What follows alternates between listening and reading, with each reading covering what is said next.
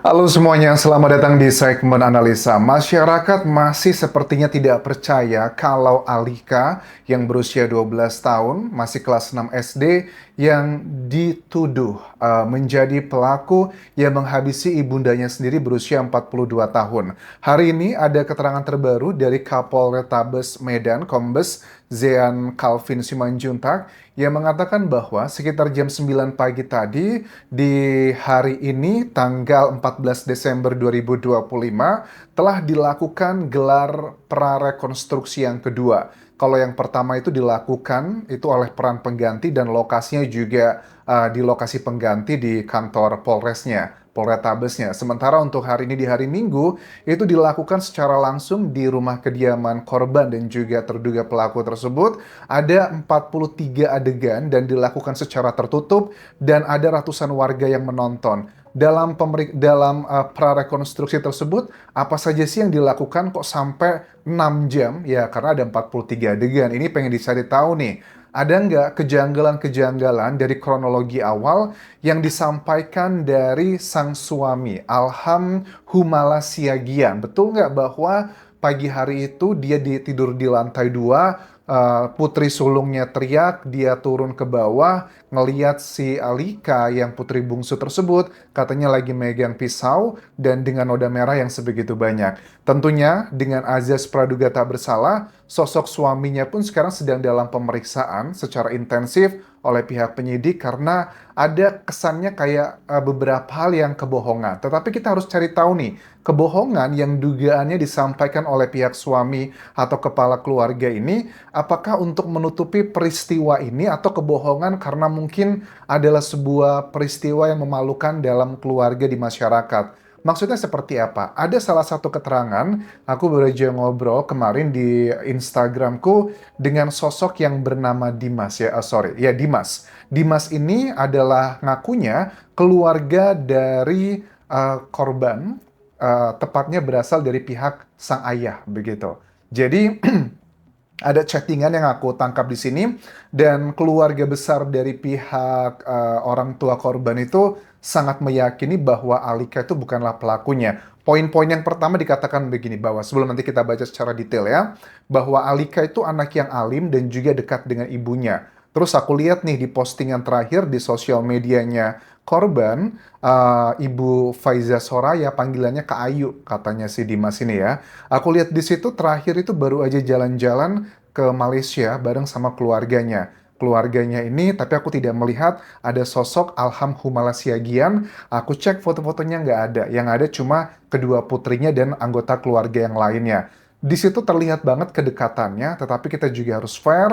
Apa yang ditampilkan di media kan tidak selalu linier dengan keadaan yang sebenarnya. Kembali lagi tadi terkait dengan dugaan kebohongan tersebut, apa maksudnya?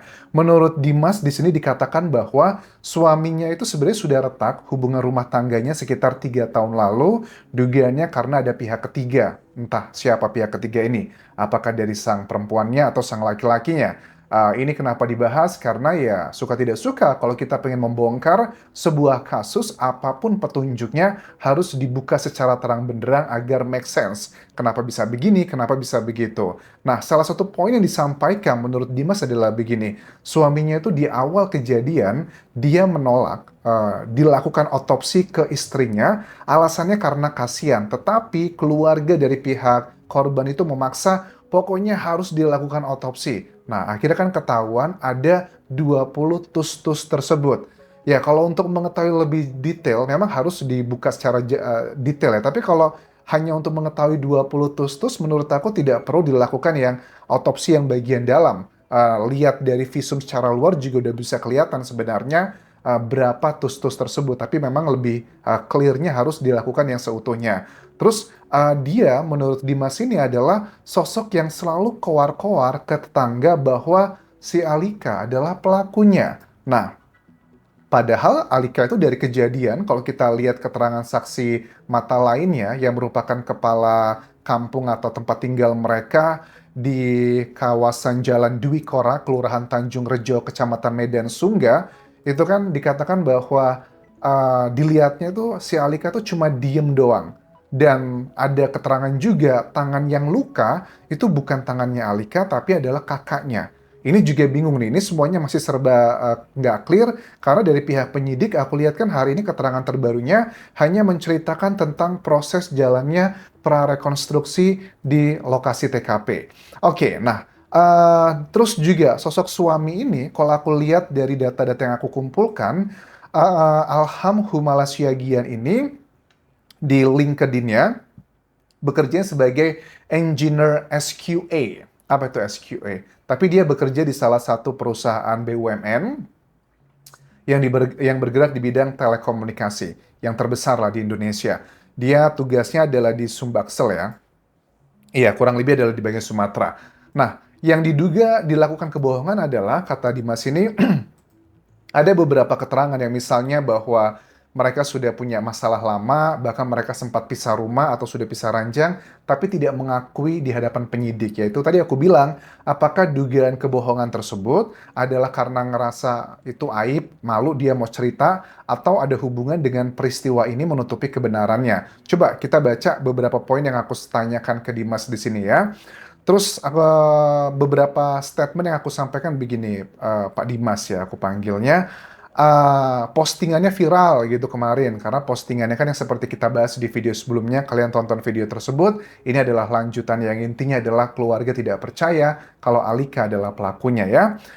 Komen Bapak kan viral tuh di Lambe Tura, kalau boleh tahu apa yang membuat yakin kecurigaannya bahwa Alika bukanlah pelakunya. Begini ya.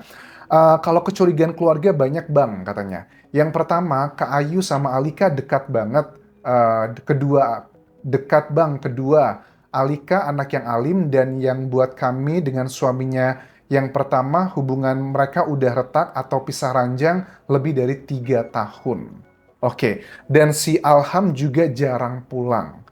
Pertama, pada saat kejadian nggak lama ambulans sudah datang dan itu yang membuat warga datang dan suaminya ngomong ke tetangga bahwa Alika yang bun-bun dan Kepling datang langsung telepon polisi dan pertama si Alham nggak mau diotopsi karena alasan kasihan dan kami sekeluarga yang memaksa otopsi dan baru ketahuan 20 kali tus-tus tersebut ya. Oke, aku menghargai kedua belah pihak, ada kecurigaan, tapi kan dari sisinya si Alham, sang suami juga seandainya kalau dia bisa menyampaikan ke media, saya bohongnya nggak menceritakan misalnya terkait dengan permasalahan rumah tangganya karena saya malu gitu loh, nggak mau buka aibnya. Tapi kalau itu berhubungan dengan peristiwanya, aneh nih ya. Dan yang kedua, si suami kan keluar-keluar ke tetangga bahwa si Alika yang bun-bun seakan terus menyudutkan Alika. Nah, ini kalau kita lihat dari kronologi awal, keterangan dari salah satu saksi mata yang datang, Pak Tono namanya ya, itu kan bilang bahwa dia kan dimintain tolong sama Alham, suami atau kepala keluarga di sini, untuk menelpon kantor polisi terdekat pada saat dia lagi menghubungi ambulans agar bisa menyelamatkan istrinya. Pada saat itu kan dia bilang bahwa saya ngelihat si Alika tuh lagi pegang pisau dan kakaknya teriak-teriak histeris saja di situ.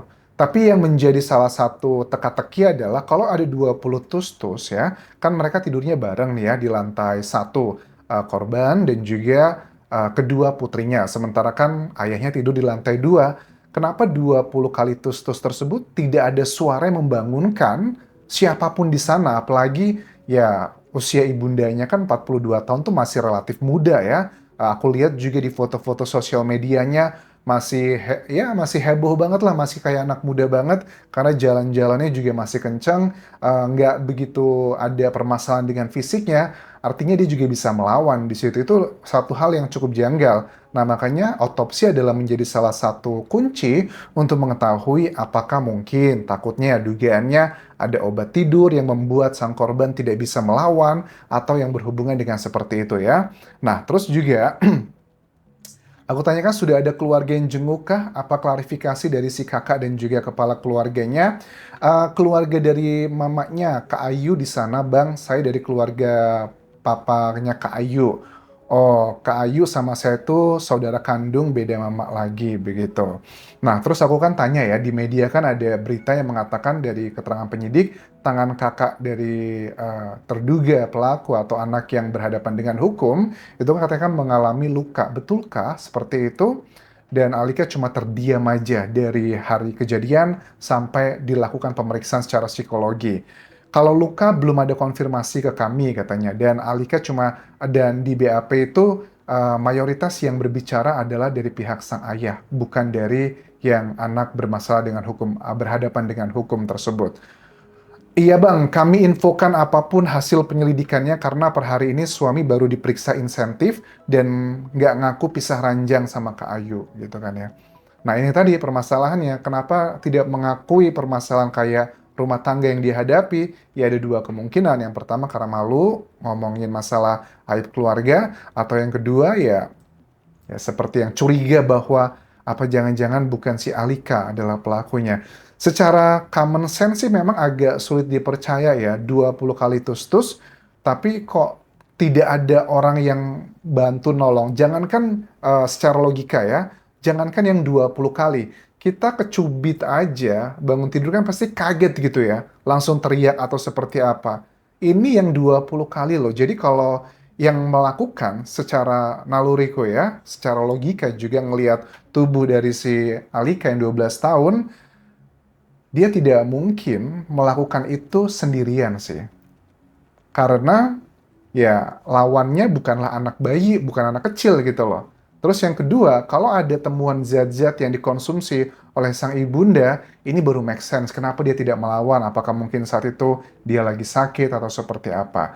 Nah, terkait dengan sosok suami ini, alhamdulillah syagian, dengan segala hormat, dengan azas praduga tak bersalah, aku rasa kita juga nanti butuh nih mendengarkan keterangan langsung dari sang kepala keluarga. Karena kita harus memahami ya, dia ini kan sudah jatuh tertimpa tangga pula, istrinya menjadi korban, anaknya juga yang menjadi terduganya begitu. Ya dia sudah mengatakan ke tetangga bahwa dia pelakunya. Salah satu reaksi yang juga cukup unik adalah seperti keterangan dari Dimas tadi ya, bahwa dia yang bilang ke semua tetangga, orang-orang yang datang bahwa yang melakukan adalah putri bungsunya.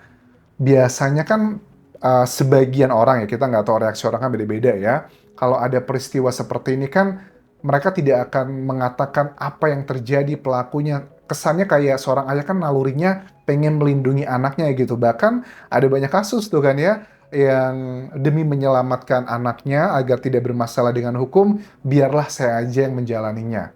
Itu kan dari sudut pandang yang di film-film gitu kan ya. Wah, aku menyelamatkan orang yang aku sayangi, lebih baik aku yang dituduh. Tetapi kalau orang yang sudah ngerti hukum, kalau yang melakukannya adalah anak di bawah umur, memang hukumannya kan sangat ringan banget. Bahkan kategorinya bukan hukuman ya, kategorinya adalah kayak pembinaan begitu. Paling ya beberapa tahun gitu. Jadi apakah ini adalah strategi yang misalnya ada beberapa kemungkinan yang kecurigaannya memang betulan Alika adalah pelakunya, atau yang kedua mungkin dugaannya adalah ada orang dewasa di sana. Orang dewasa ini bisa bagian dari keluarga atau bagian dari orang lain. Tetapi kan kita ketahui juga di lokasi TKP tidak ada tanda-tanda kerusakan pintu masuk atau jendela yang dirusak. Artinya kan tidak ada upaya masuk orang asing yang masuk ke sana gitu loh. Kecuali berbeda ditemukan penyidikan, wah ternyata pintunya itu rusak, grendelnya ada orang yang nyongkel.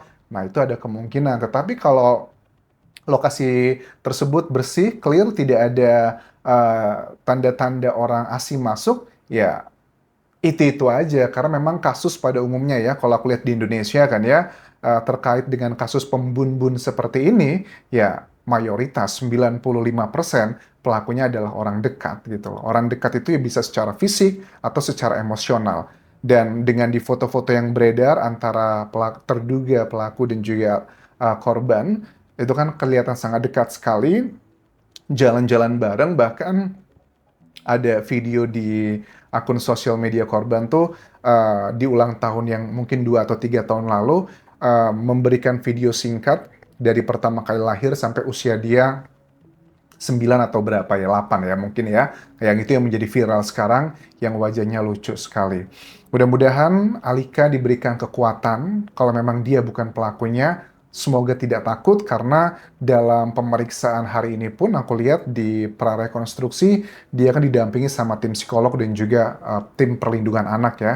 Dan mudah-mudahan juga penyidik punya treatment-treatment tertentu bagaimana untuk membuat si Alika tuh ngerasa nyaman agar dia mau berbicara seutuhnya. Termasuk juga kakaknya juga masih di bawah umur ya. Mudah-mudahan dia juga bisa berbicara dengan lantang apa yang sebenarnya terjadi. Kalau penyidik sebenarnya sudah yakin bahwa Alika adalah pelakunya, aku yakin banget nggak perlu ada prarekonstruksi sampai 2 kali. Karena aku menangkapnya, penyidik pun sepertinya masih tidak percaya dia adalah pelakunya, makanya penyidikannya masih intens sampai sekarang, bahkan prarekonstruksinya 2 kali. Prarekonstruksi loh, nanti juga ada rekonstruksi. Ya hal yang wajar sih, SOP-nya memang seperti itu. Terima kasih sudah menonton. Kalau ada update terbaru bisa kabari ke sosial mediaku di Instagram, di Facebook page, ataupun juga di TikTok di Anjas Asmara. Ataupun juga bisa komen di kolom video ini. Sampai jumpa semuanya. Bye.